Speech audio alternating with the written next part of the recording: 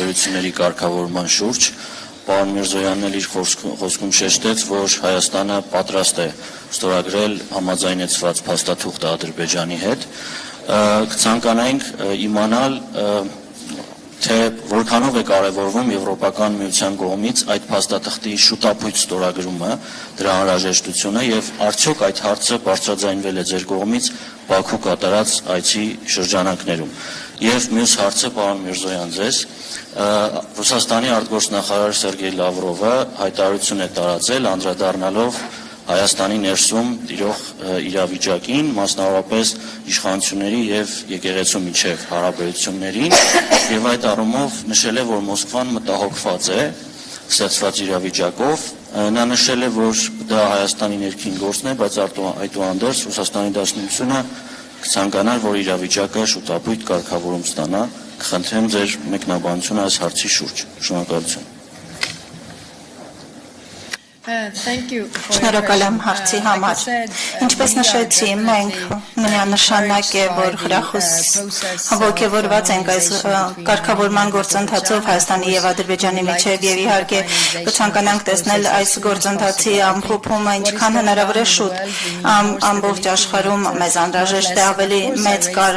կայունություն, ոչ միայն այս տարածաշրջանում, եւ այո, ես իմ Բաքվի այցի շրջանակում անդրադարձել եմ եւ մենք խոսում ենք փոխկապակցվածությանը, երբ քննարկում ենք տարբեր հնարավորություններ, որոնք կարող են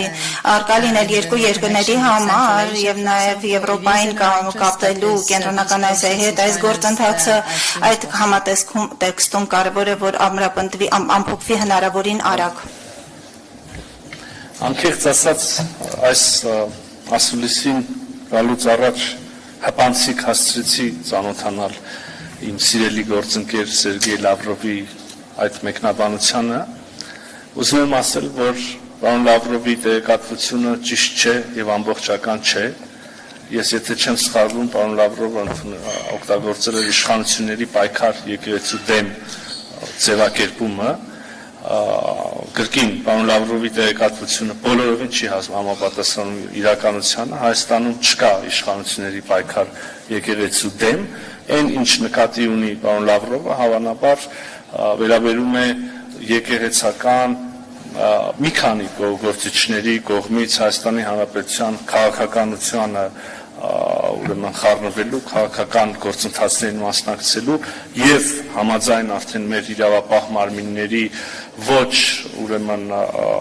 իրավական ձևով այդ մասնակցություն ունենալու ցանկության, այն է, եթե ավելի ուղիղ ասենք, ապօրինի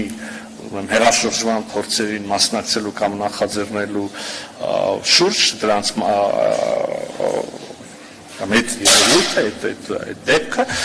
եւ կրկին ուզում եմ ընդգծել, սա իրավական process է եւ սա Հայաստանի Հանրապետության ներքին գործն է, ինչպես դուք մեջբերեցիք իրավացիորեն, պարոն Լավրովը ավելի լավ է չխառնվի Հայաստանի Հանրապետության ներքին գործերին եւ ներքին քաղաքականությանը։ Կուզեի օգտվել առիթից եւ նույն կոչը անել նաեւ պարոն Լավրովի ռուսական խորհրդարանական գործընկերներին, մեդիա գործընկերներին։